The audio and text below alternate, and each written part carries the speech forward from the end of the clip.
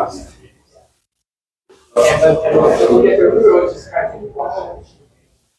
said drink menu. You guys would like. The land that takes care of everyone.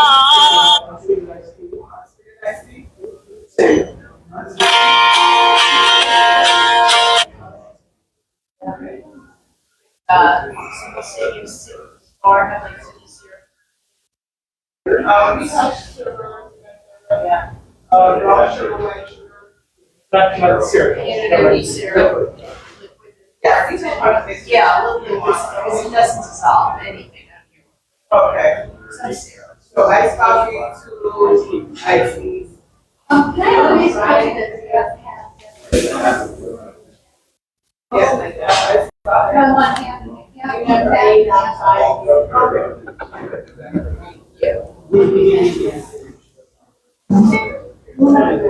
I have all my friends. I do. How I do. You take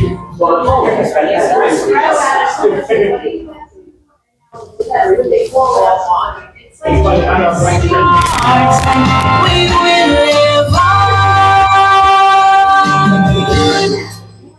because we're so brave and strong. St. Maarten is here to stay, the land that takes care of everyone. St. Maarten, we will live on because we're so brave and strong.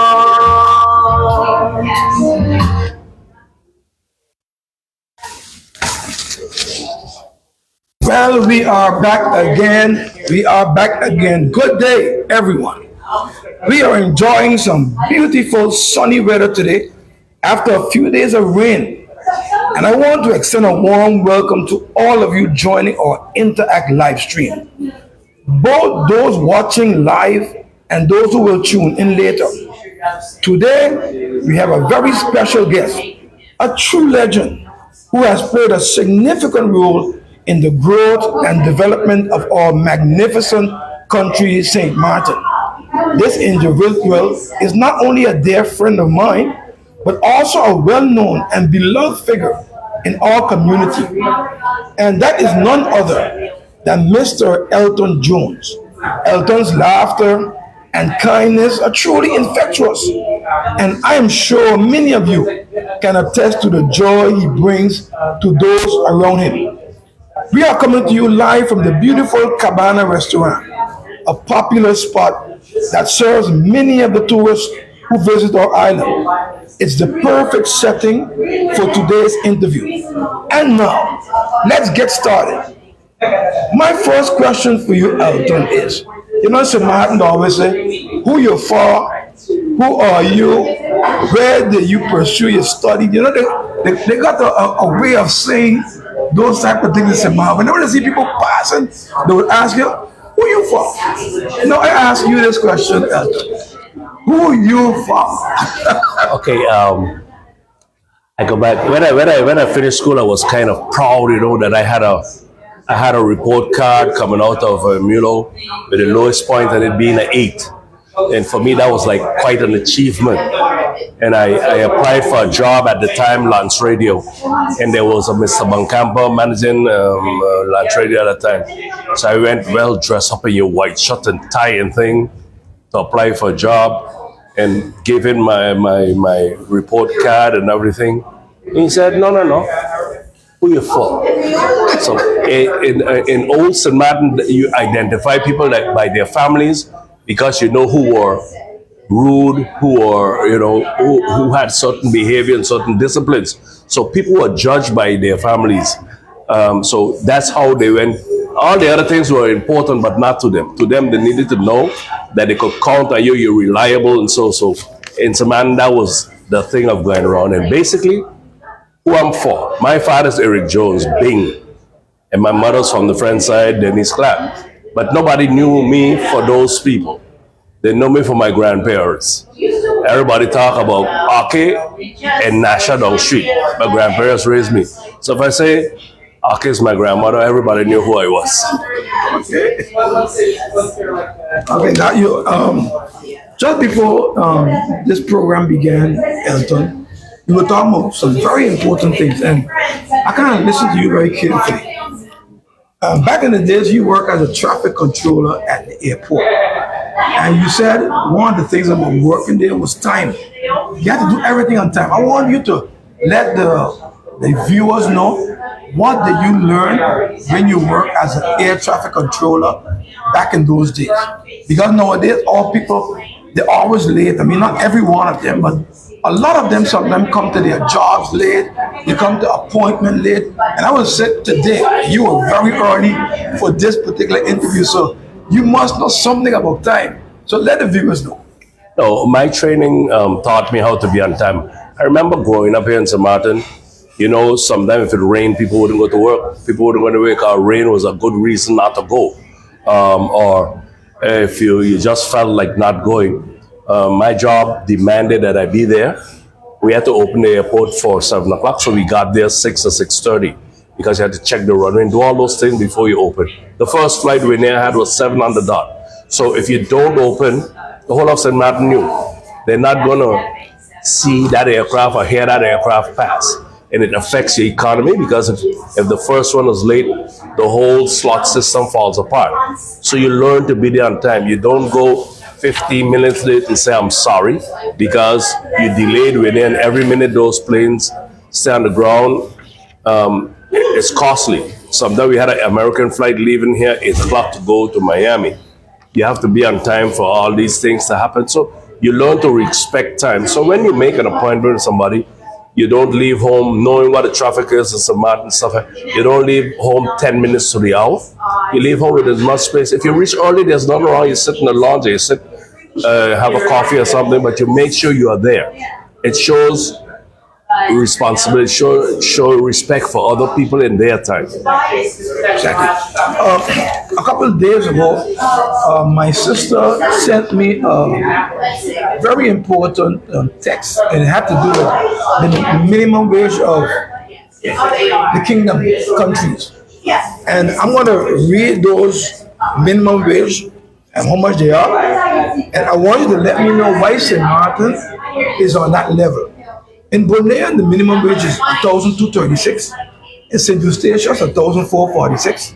In Saba, 1,434. In Curacao, 1,026. In Aruba, 1,058. In St. Martin, 964. And in Netherlands, 2,050. I just want to know from you, because I know you're a politician as well, and we're going to talk about that later, Elton, about your time in politics. Why is it that St. Martin's minimum wage is so low? What caused that? Seeing that we have a tourist industry that is so powerful, I mean, even stronger than all these other countries, but we still have a minimum wage of $964. That's a whole vicious circle we go into when we talk about minimum wage. In St. Martin, we have absolutely no control over the prices of things, which is regrettably, because we have customs now we didn't have before, so we know where everything comes from and what's the cost of it. You get an invoice, so we know we can control the price, but we choose not to. And as far as the minimum wage is concerned, there's been now for the past decade or so, on and off efforts in Parliament to come up with an livable wage instead of minimum livable wage. So we know what people pay for everything here. It could GB, electricity. When you say livable wage, what are you talking about? Just for the the minimum thing, a family, so they count a family as two parents with 2 children. So that's what it goes. That's the example they use for a small family. And then what would they live? Take up all these costs, necessary costs. So not the deluxe things, the minimum you need to live comfortably and have everything. And it was then decided that the minimum wage for St. Martin, they used Bonaire as example in Curacao. In St. Martin, the minimum wage would have been $2,200 because that converted down from 4,400 guilders, but nothing was done on it. In the meanwhile, the cost of living keep going through the roof, and it's going to go higher because now with President Trump, with all these tariffs being put, if somebody in the United States coughs, we catch a cold. Everything we have come out of there. So whatever affects them is going to affect us. So the people here are in for some more hard times, and I don't see any relief. At least I haven't heard any in the budget meeting, and I don't see any coming anytime soon. It is hard on people. Now, even school fees, there's so many people, you meet them, they want to tell you they can't afford the school fees and things are so hard. And I was reading a report just today that there are more young ladies in high school than young men, and there's a reason for them falling out. Primary reason, the parents can't afford it. If you have 2 or 3 kids one-on-one, it becomes extremely difficult. The fees are high. And secondly, kids try to do something to help because things are hard at home. If a parent, and here you have a lot of single parents, especially mothers, parent can't afford to put food on the table. The kid isn't going to just sit down there and cry. You're going to try to get something done. And, you're blessed if he goes the right way because there are a lot of temptations on the road. And we need to fight these things. We cannot only rely on complaining and criticizing young people. We got to ask ourselves, what are we doing to help? I agree with you totally, Elton, because it's not an easy road. I mean, as the parents and so with kids, sometimes the parents have 3 or 4 children and they can't afford all those expenses. And the kids get involved in things that kind of not is the right way to go. And that is not a good thing at all. But we're gonna move on from there, and I want to talk to something that I read it when you were having those different interviews at 98.1 FM. Yeah. You had a program there. Yes, I had it. And you spoke about something that I want you to explain first and then go deep in it because I want the viewers to understand what this particular thing is all about. It's actually the Franco-Dutch Treaty. It is a treaty between the French side and the Dutch side, and it has to do with the borders. I want you to go deep in there and explain to the viewers what goes on with that particular treaty and why it's not a good thing for us to be able to accept it in St. Maarten. Okay, the Franco-Dutch Treaty started out with a lot of nuances and stuff like that that didn't make sense. The idea was, what they were selling is that, we have to control the immigration. And so if we put new controls in place at the borders and stuff like that, we can stop all these people from flooding St. Maarten, as they put it. In reality, all it was a ruse to get rid of Caribbean people. So Europeans were flooding in, and that was permitted. But Caribbean people were the trouble. They even made it so that flights out of the Caribbean, they would search fully. But flights out of Europe and the USA were free. Why? Because the impression given that all the criminals and all the peddlers and whatever you have comes from the Caribbean area. That's what we were trying to sell. That's why it was, to some of us, very insulting and demeaning. They set up a little agreement between themselves. This is the best way to control them. Why we flooded the country with all the Europeans. The Europeans, in my life, I never saw people sleeping on the road in my country, sleeping under shades or so, but they brought that culture with them here. Wherever they go to bring these kind of cultures. And people found that acceptable. They sold to us that, but the guy from St. Kitts in your family, you got Dutch passport. The guy from Angola, but my great-grandmother come from Angola. So the thing is, what they were trying to do, it was another way of separating us while they control. They wanted to control everything. And to a large degree, I believe they have succeeded in getting about 80% of what they wanted. This I tell you from back in the 90s, where we had all these encounters with the Dutch. The Dutch had no investments here, but they were always interested in getting into the NVs. We don't know what happened in the NVs. It wasn't their business to know it was not theirs. They didn't build it. They didn't pay for it, anything. But the whole idea is, over the years, they have infiltrated. By after 10, they had the ability to put higher supervision and put it, they keep using it conveniently, and then they get everything from the port. And then after Hurricane Irma and COVID come afterwards, they get into the airport. Now they don't have nothing in the airport still. But they find a way to control it from around. Because now they get all the information. They had the people who were willing to be their puppeteers and just give them whatever information or that's all they wanted. I remember having a meeting with one of the ministers, and he said, "Listen, we're 17.2 million people, and we get what we want. And this project got to be, how you say it,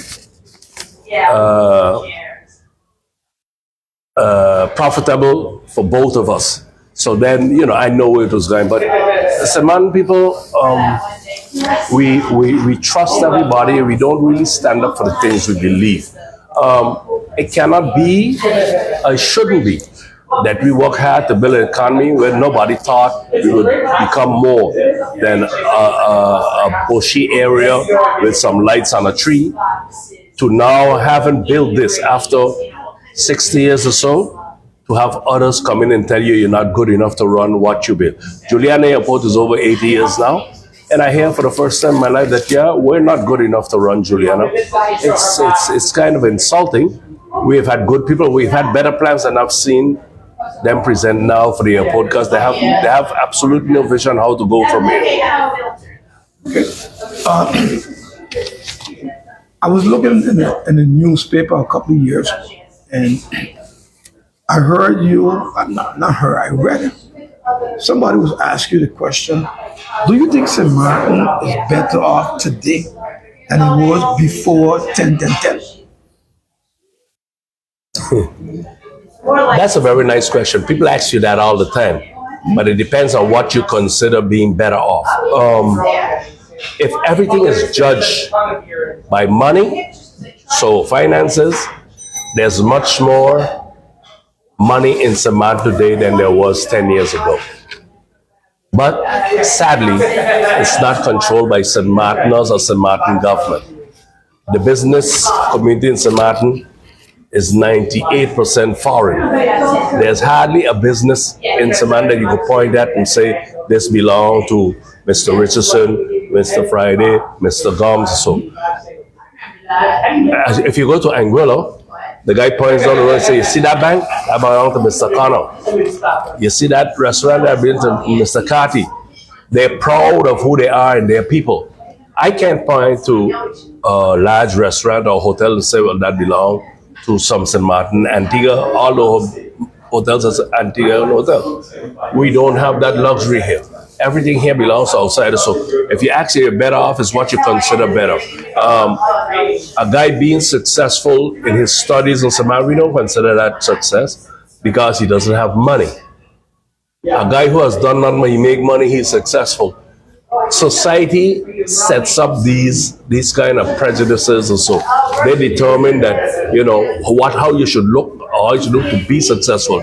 It doesn't matter what you would have, the education level you reach. They just look at if you have money. It says if you don't have no money, doesn't matter. That's a fact. That's how we St. Maarten people judge each other. That's it. Look, Unfortunately. it's unfortunate, because there are many struggles, but people that do the right thing, you're not granted any leeway for doing the right thing. That doesn't matter to them, and not out of wickedness. They just don't see it any other way. It's the way they were taught, the way they were taught to think. In the election you hear, but why would you vote for a poor person? I mean, and like they're in a better position than the poor person. So, these things they hear, but you understand where it comes from. You just smile it off because, look, the education system holds a lot in it, and until our people reach the political maturity to know why they vote and how it affects their life, all these little stories are going to pass through here and there, because what we try to do is not run against an opponent. We try to destroy people's career and people's life by lying outrightly and putting things that shouldn't even be there. But the people clap for those things. They find those things funny. And then election will be over on Monday, and on Tuesday come back and tell you their problems. So they don't understand why they vote. I understand. I'm very, very. May experience those things. Like I tell you, but one thing I want to go to, I want to go now, Elton, to your political career, because you have been a politician for a number of years. And I want to ask you, what year did you start politics? And what year were you in the Ivy Council and in the Executive Council? Okay, I was born, and my father was in politics. My father was always opposition, and the rest of my house or my grandfather's place was all Democrats. My father was with Jose Lake and Wallace Peterson and all those days, way back in the day with the Nationals and so. And then later on when Mr. Scott Depp came from Holland, they started to whip him. My father has been opposition. My father had a problem back then with how the Watis run this country. Nobody else side that way. In St. Maarten, back in the day, it wasn't popular like now, where people would stand up and say what they want, because of people like Mr. Jose Lake and my father and those people learned to speak out. People were afraid to be seen with opposition party leaders because that could cost you a job. In those days, there were no unions to talk about, and there was no defense for these people just sending you home and for nothing because you wore the wrong colors.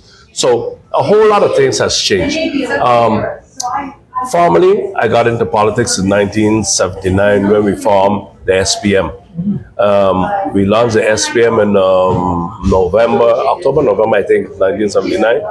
The election was the following year, and it's the first time the Democratic Party, we had 5 seats in the Island Council then. The Democratic Party lost 2 seats, and we would have won more than that, but look, we were young people, we were inexperienced, but we ran a good campaign. But did you run on the party as well? On that list? Yeah, that list. Yeah, I ran the list. I was the speaker for the list. But the thing is, we were trying, back then, the idea was to get, we didn't have most votes get a seat at that time. That was changed long after. What we had was the leader of the party, the top of the party, you want to push them through. You got to get people behind them. We had Mr. Vance James heading the party, and the thing was to get. So we were successful in getting 2 seats, and we lost the election basically on election day.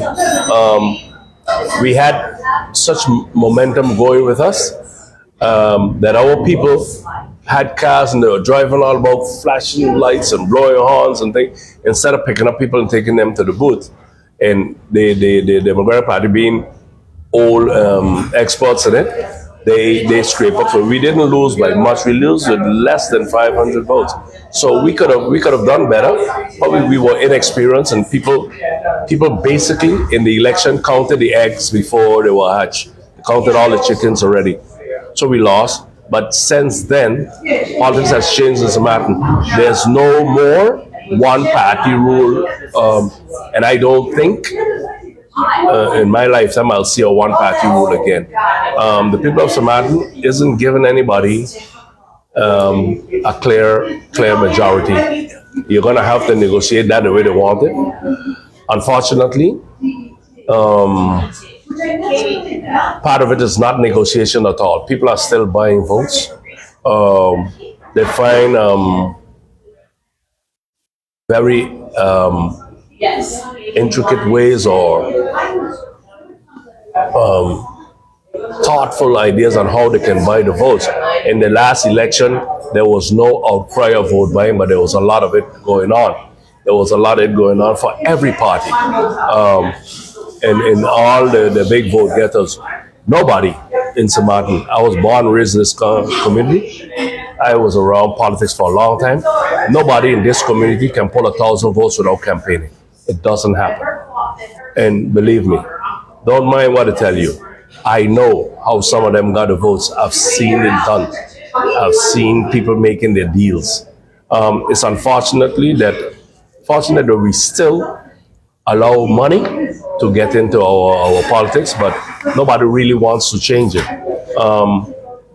The gambling houses, the casinos, the hotels, all these people, they put money up because that defends their interest. They know they have somebody in the building that they could knock on the door and bring their problem. Doing what they do, and all the services that the poor man is pressed for, good roads, good schools, hospital, the poor man taxes pay for that. But the people who make money in this country are not willing to contribute. We're going to always be scraping coming up because for a multi-billion-dollar economy, it's hard that this is the best we can do. I agree with that. What about the 10-year? What do you call that? The hotels yet? The 10-year tax. Tax free. The local should be able to also get it because he's investing also, but we never saw it that way. But I think that's an old thing. To attract people, it's you have to make a better working environment, and it's hard because St. Maarten is expensive, and people are not going to work for less. That's why you have so much illegal abuse because they employ these people because they know they can't go to them, they can't go to nobody because the result of it is you deport them. So they encourage these people to come and work for them.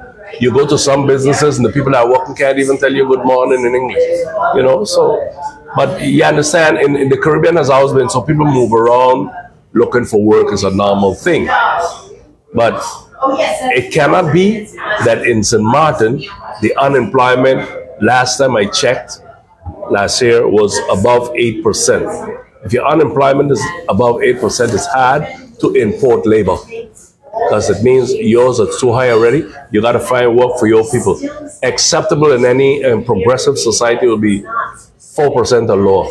When it goes above that, it becomes dangerous because it starts taxing your social services. You got to give help here, subsidy there, subsidy. It becomes difficult. So it's hard to import labor when you can't find work for the labor you have. And the other part of it I would like to see tackled post with is the unemployment among the youth. I can remember some years ago,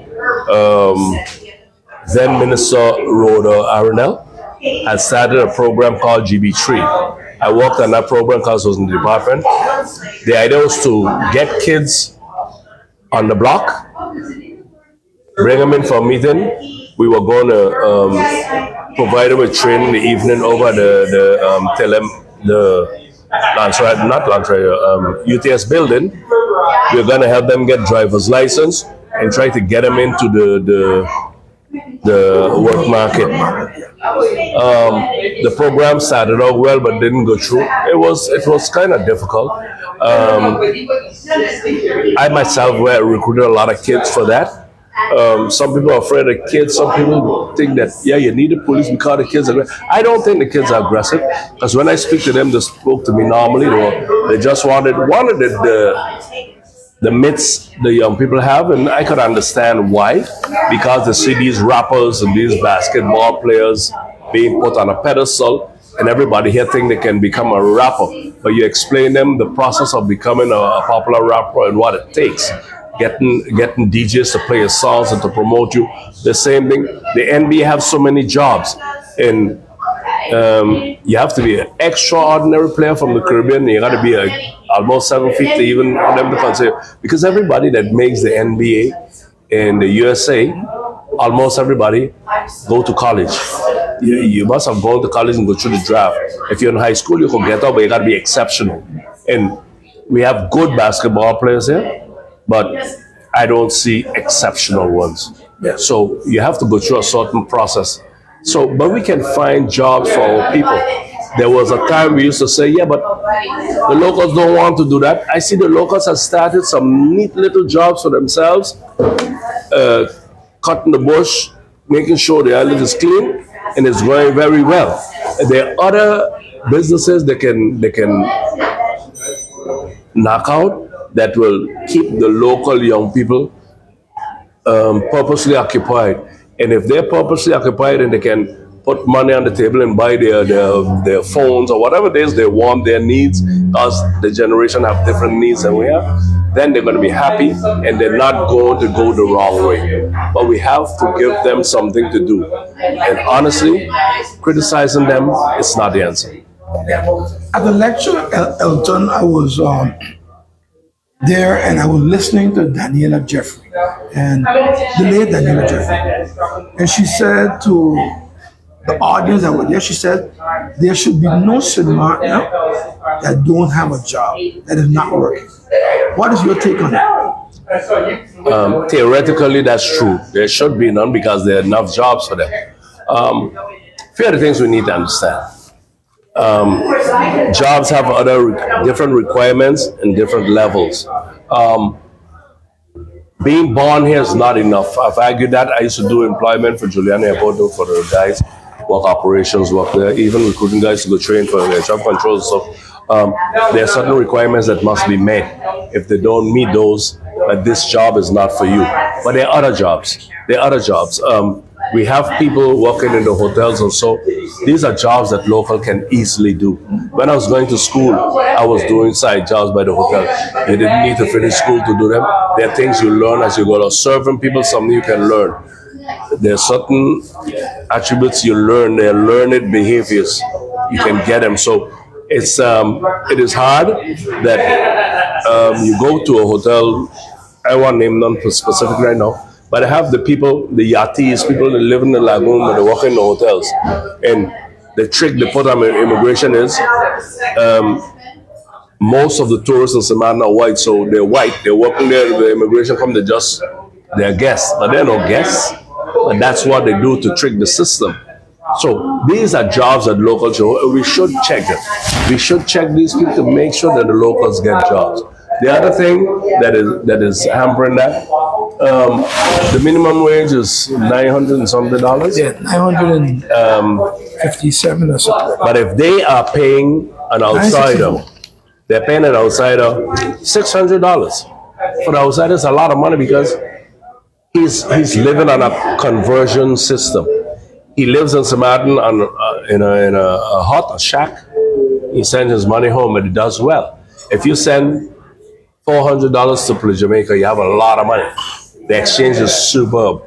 Guyana, those countries. Dominican Republic. Yeah. So you see, they would work for that, and they don't find it exploitation because they don't have options. They can't run to anybody to defend them. Yeah. The local will tell you, I'm not working for that, because if I work for you for $600, I got to pay $500 for an apartment. Electricity. How do you live? You understand? So there are different things to look at. So it's true that nobody should be without a job, but you have to find jobs that they can really do. We have now more technical training schools. We can update our workforce, but always remember it's very difficult in Martin because labor here is high. And businesses are not going to flock to a place where labor is high. They look for places where it could pay you minimum and get the most profit possible. And that's not going to happen somewhere. We're on politics still, Elton. I remember when you became commissioner in the executive council back in, I think, 1997, 97, yeah, exactly. August. I want you to tell the viewers how your experience was and what you did to contribute to St. Maarten as a commissioner. Okay. It was a decision taken by may say the rebels of politics at the time. That's what they call us. That's a name the late Van James gave these rebels to say. But we wanted things to change. Things was going a certain way that was not acceptable. That we don't think it was right. So we're going to make a change in it anyway. It was pretty good. One of the things we were upset with is that when we came into government, somehow was on the highest where we were adamant that we can't work under the highest supervision. We had the Lieutenant Governor Dennis there. We made that clear that this highest supervision got to go. We're not working with it, and we're not sending anything to ask anybody. So it created a little thing, but after a while they understood, and the highest supervision was lifted. We wanted to do things as St. Maarten for St. Maarten, because when I was in the Island Council, what it was on the highest supervision, if you wanted to grant somebody assistance for burial, which is something they did in St. Maarten a lot because death is very expensive, burials also. So you give people some relief to bury their family and stuff like that. You were going to give people assistance for home and stuff like that. They made all that thing, all of that had to go to Curacao to then Governor Saleh before you could get done. That took some time. So we didn't think that's the way a government should function, so we got rid of that. The other thing that I contributed to and I'm proud of is my colleague, Mr. Lenny Priest, was working hard on getting the port built. All the people who take credit for things, Lenny Priest is who got that problem where we did the buyback of the loans and stuff like that. That's how the port got there, but those one of the things, because that contribute directly to the economy and starting the airport project. We had financing through the USA, but the director decided to go to financing through the Dutch because the percentages was less. How the Dutch will get the loans from the European Union at 2%. You couldn't beat 2% nowhere. They got that, but later on when the new director came, they just changed it, and they went in the US system anyway, and we got the airport expanded. So those are two of the things. The other thing I looked at is how do you bring back the things that are indigenous cultural activities for St. Maarten. We had one St. Maarten Day. We kept it on the beach down at Kimsha Beach. And we wanted to do all the things we did when I was a kid. They did wheelbarrow races, grease pole, jumping, running. And we got a chance to do it. And people got to see what it's like to be St. Maarten, what old St. Maarten really looked like. There were not jet skis, and it's just people making things and making things happen. And I believe it was a success. Unfortunately, nobody else did it because we wanted to get into bringing in the reggae singers and the rappers and so. This is nice. I like entertainment too. But certain things, certain holidays, I think, should be reserved for local people, that you do local things. And if I had a chance, I'll do it again. Those things must be done because your children, your grandchildren want to know what you did in your day. And you surely didn't sit down behind a screen of a TV for a day to see what got to happen. Yeah, I'm going to go now to sports because you're a sportsman. And I always see you on the field, refereeing games and stuff like that. And it's mostly softball games I see you refereeing. But when I spoke to you just before this interview, you said, I referee all the sports here on the island. I did football, baseball. I still do baseball, but the baseball season doesn't start until June. But I tell you what's happening. In St. Maarten, there are a lot of kids that are into sports, but it's difficult getting sponsorship. Sports is expensive. The business people are balling. You go to them, they're not willing to help the young people. Those young people that you don't help now are those same young people who might rob you a week from now. Yeah. It's better that you help them out. Another thing that sports is having problem with in my country is volunteer work. It is very good, and I appreciate and I applaud all those people who take their time out to volunteer to help the kids. But if you want to take sports to the other level, you're going to have to pay people. If a guy is volunteering, he can choose to come or choose not to come. If he has a payroll, if he has to meet a certain quota, he's going to show up. And that's why sports in Curacao and Aruba is doing better because they're paying for it. The farming organization to bring in trainers and coaches to bring it up to that level. And then it will be better. So until then, we're still doing the Bush League thing. And everybody, some of our kids go away to the States or go to Holland, so they get some more knowledge, they come back and they try to pass it on. But it's hard to ask a guy to do 8 hours a day, then come in the evening time and put in another 4 hours voluntarily.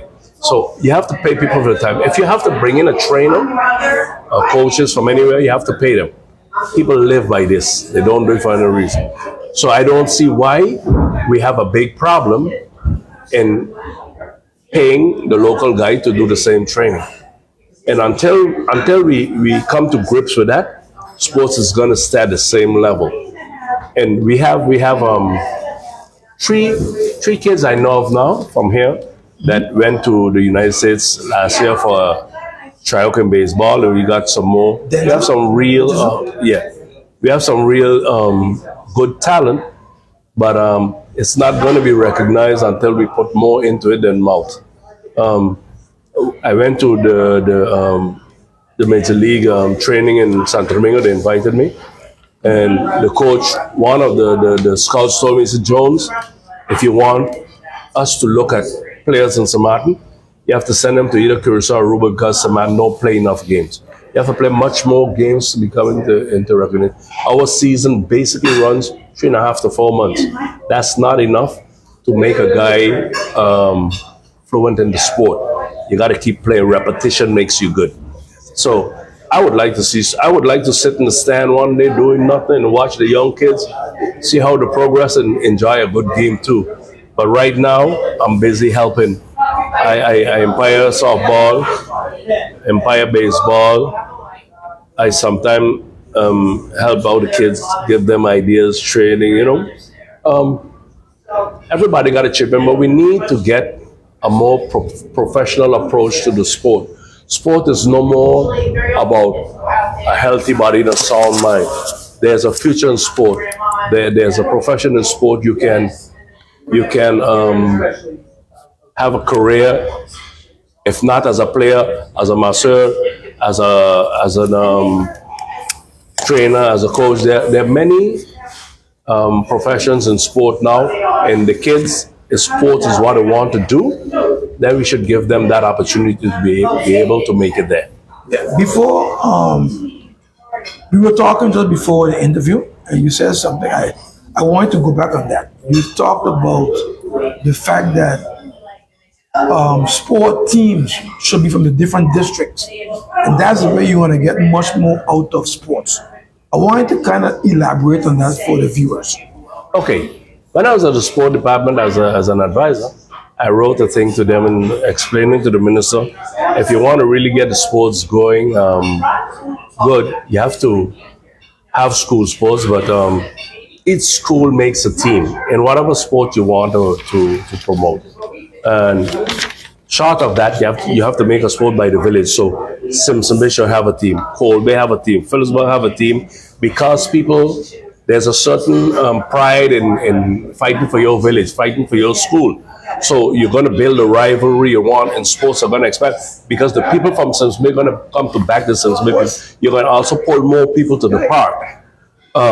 So the principle is a simple principle.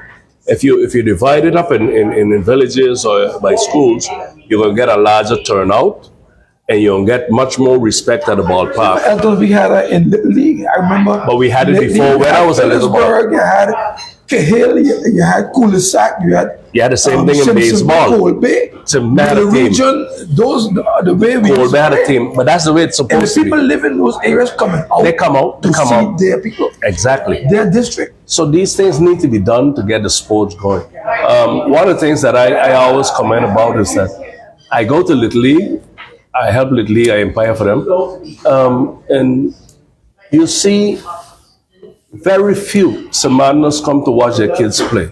It's hard if your kids, these kids are between 8 and 16, and no parents come to look. Now we have some non-nationals, people that come here, but their children are into the game, but they're in the stand sitting. So madness just can't find the time. We're just too busy to put interest in what our kids do, and that's difficult for me. That's a fact. That's the way it was. I remember in all days, my father used to make sure he come to the field. It's to see us essential. play. It used to be like that back in those days. Today now everybody busy. Everybody got to work 2 and 3 jobs. Yeah, but you got to find That's the what time. I'm telling you. You know what? The kids are proud to see their parents, and they're trying to do their best for their parents, and their behavior is completely different of the parents because the parents ain't got nobody to tell them. They could see how you're behaving. So it has a different effect on a kid if they know the parent understand looking at them, and they're going to work hard to do well. And you know, sometimes I see them there, they lose a game, they'll be crying. They're crying for 2 reasons. Yeah, they let down their parents, and they lose, it's hard. Exactly. But that gives you the drive to do better the next time. Yeah. Those things are important. And you know, one of the things too was so nice about in our days, the 12 best players, they will send them away to play Latin American championships. So everybody gonna play their best. You gotta play to get on the team, you gotta make that team. Yeah, so it was different back in those days. I don't know what it is today because I'm not involved in it. But back in those days, you want to go to Aruba, Puerto Rico, Panama. Yeah, they get to choose. go all over. They're a lot better now though. The teams are great, but they Players, you mean, are great. players, they're great players. They have great talent. What? But you need much more to get them going. A guy could only teach what he knows, and we reach a certain level. The game have moved on since then, so we must get qualified trainers to move the sport on to another level. What about, you mentioned most of the sports, but I want you to go to 2 sports that I think you should talk about, cricket and volleyball. What do you think about those 2 sports? They're doing well. I never played cricket. I looked at cricket. My father, my uncles, they played cricket, so I went to the ball field and I never played it. I understand the game. I like the 2020 game. I don't like the series because you got to play 4 days to know who win. I don't like that. So it's Maarten is getting quite some exposure from the young guy Yeah, KC, Yeah. which is good. What we need to understand in this country, that's invaluable promotion. You can't pay for that because when you're at these international games and you hear Maarten mention people, where this little country is that produce this player, where this little country is that have, you understand? It happens in every sport. So the more you could get these young kids drafted and qualified to play internationally, the better it does for your country. Everybody knows Curacao now for the quality of baseball players. Curacao is a small island. It's producing more major leaguers than Santo Domingo now. You understand? And when you hear this guy from Curacao, everybody in the stand is Curacao. They go look for it. Oh, yeah, we go to Curacao. You know, because that's promotion you can't pay for. In volleyball, we have had back in the day. I can remember when Mr. William Malo was president of volleyball. We were competing with everybody. We were doing very well. I haven't been around that sport for a while, but I know it's being played. I know Ms. Rhoda Arundel also is very, very, very busy with volleyball. And at the time when I used to look at the game, I think we had great talent. We had great talent. The Holidays were good players. Yeah. Great part, yeah. So we have the quality we need here to train our people. Unfortunately, up to now, we haven't gotten an adequate arena for the game. The LB Scott Auditorium is still, the roof is much too low for the professional level. I don't think we're going to get anything right now, but if we want to compete, we're going to have to work at that. We should be representing every sport. When I grew up, there were about 6 sports in Samar. Today, there are 32 branches of sports that's active in this country. If you look at the budget from, let's say, 1979, that's as far back as I can go. The difference between the 1979 budget to today's budget for sport is just about 2 million. And the population from 79 to now is like 600 or 700% growth. So in 79, we had about 10,000 to 12,000 people. Today we have over 70,000 people. So it's a whole lot of difference. So the budget has not kept account of the economy of the population. The population exploded and they entered more sports. People came with sports from their cultures, but the Constitution guarantees that you could practice a sport of your choice. And if people want to do a sport, there should be now the opportunity is there, but we don't have the money to maintain it. We put a lot into swimming now lately. Swimming was a natural thing for us, but okay, there are different kind of swimming. So now, but you have we always had cycling, but it's at a higher level now. You're being invited to bigger tournaments where preparation and then nutrition and all those things. There's a lot of things in sports that people could benefit from, but we need to have the money to put it together right.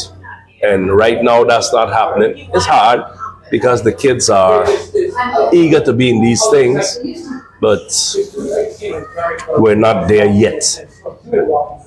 But I'm an optimist, though. I'm ever optimistic. We're gonna get there. It's taking more time than I would like, but. Elton, what about? I was thinking that as I was coming here, what about putting together a comprehensive sports plan? So a sports plan for all the sports and so on. It's a great idea. You gotta get look.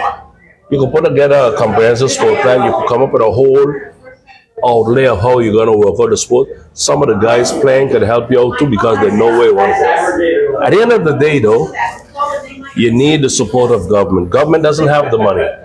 Government has to do what Curacao did with Cedreco. Let Cedreco run the sport as an independent body, not a department of government, an independent body that reports to government on how they spend the money, because government is the guarantor of the loans. So Cedreco gets a loan to run the sports in Curacao. What the government puts in the budget services the loan. So you owe government a report every 3 months on how it's been spent, for what, and so to guarantee there's no waste and guarantee there's supervision of what's happening. We can do the same thing. The politicians are afraid of losing control of something. You won't lose control, will be better, and they will remember that you make it happen. So we could come up with a plan, but at the end of the day, if it's not finance, it ain't going to go nowhere. I saw in the budget that they were going to build this and build that. And the first thing I said to a friend of mine, I didn't see the money in the budget for these things they said they're going to do. So that's a joke. If you're in a budget debate and talking about what you're going to do and you don't put it in the budget, you're going to do nothing. Because at the end of the day, you have to pay for everything you do. So we need to stop fooling our people. If you're not going to do something, don't say you're going to do it, because people are looking beyond that now. People know that if it's not budgeted, nothing is happening. That is true. That is true. I want you to tell a few words. What were the portfolios you had when you were the commissioner back then? I had the airport, youth affairs, security, and culture. Maarten kept sports because he was handling the Kingdom Games. Kingdom Games was coming. You didn't have sports? No. I didn't have, because the Kingdom Games was coming in 79, and Maarten was coordinating the Kingdom Games, so he kept that. That's how we got John Kubo's lake fixed. The only thing we did not get was a swimming pool. Okay. I could still remember the meeting on this swimming pool. One of these Dutch parliamentarians asked, yeah, but why don't they use the swimming pool in Curacao? They have no idea where Curacao is from St. Maarten. So they felt like if it's an Antilles, you could use the other one. What about transportation, public transportation? You didn't have that portfolio? Yeah, I had public transportation. Public transportation. Public transportation, what I had basically was I could decide who could get a license, who can't get licenses, and anything else you had to coordinate with the police when it comes to actually dealing with.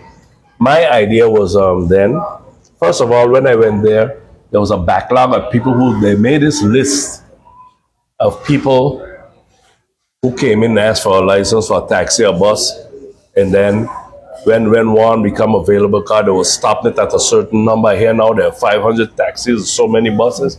It's a waste. The country can't take all that. Some people stay parked at the port and sometimes don't carry home a meal because when you go up and you get one job, by the time you go to friend's side, come back, you're in the back of the line, you chances are you'll never get a second load.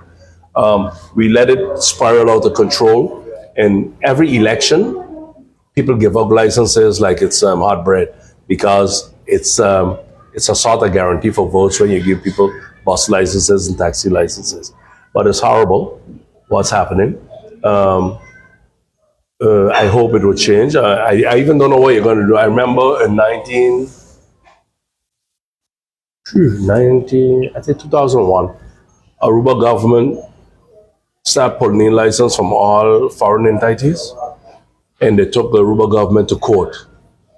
And the Aruba government won the case, but the judge condemned them to pay the people back for their investment because they invested in these vehicles. So Aruba government have to pay the people back. But in the ruling, the judge said, nobody should reasonably believe that the government of Aruba would invest so much money in a product to benefit outsiders. The same counts for Maarten, and it's the same judges.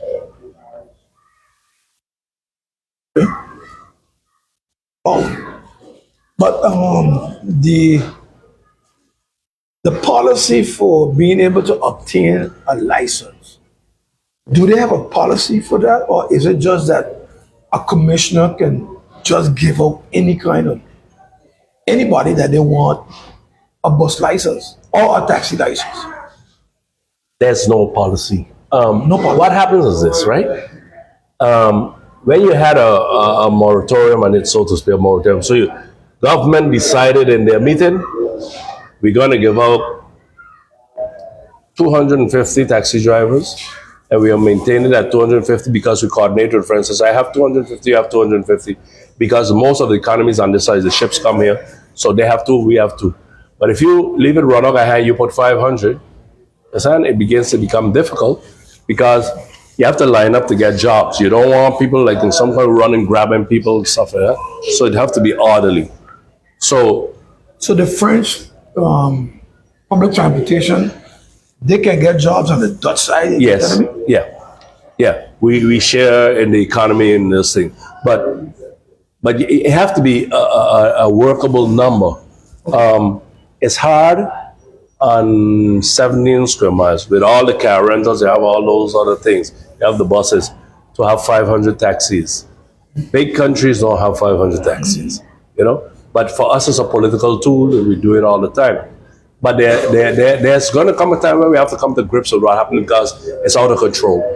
It's got to be controlled. We can't let it run wild like that anymore. It's not doing anybody no good. The guy that you think you're helping by giving him a license, you're putting him into more debt because at the end of the day, he have the license, he can't pay. So what you get now, people are taking the license or renting it out because they're making a living anyhow. Exactly. What about the gypsies? What do you think should be done with that particular field of people? Those people that are running gypsies. Because that is happening in St. Maarten right now. People will call me and say, hey, I'm gonna take a gypsy to get home. Look, the gypsies are illegal business. It should be dealt with. But we have to really think it out properly. No other means of support. They're not getting jobs anyway. I told you the job market is not what they want. And besides that, at least that part of society that run the gypsies, they don't burden government. They pay their own way. They don't pay no taxes, but they take care of it. And secondly, they're not getting in any illegal activity, even though gypsy is somewhat illegal. So, but you got to control it. If you're going to let them run, formalize it, give them a license, tax them like you tax the taxi driver and everybody else, and now I have control of them. Because I don't know if you remember a few years ago, I had a problem with some of them in the regatta people and stuff like that, because they were arrested. So you say, this guy, nobody know who he was because he has no license that says who he is and stuff like that.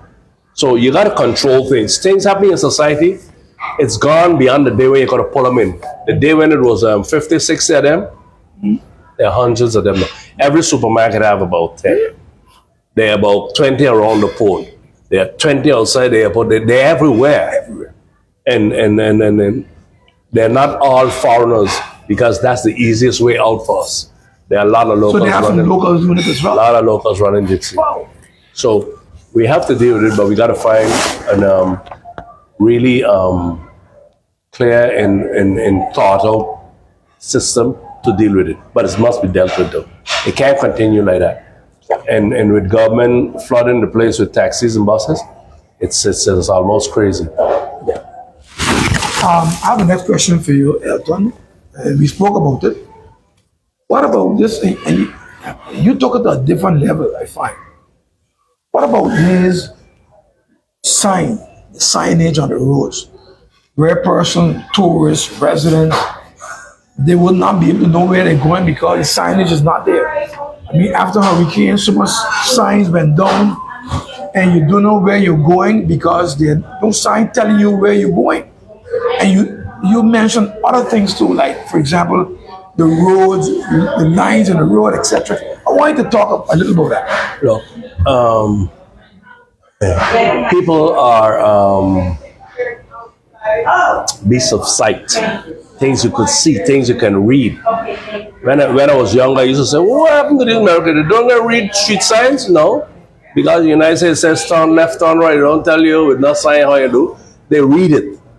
So I go back to where I was at the airport. When you land at the airport, you see a market says 1,000 feet. You see another one says turn off A, turn off B, turn off C. You don't have to guess. When I'm in the tower and I say turn off C, don't take C.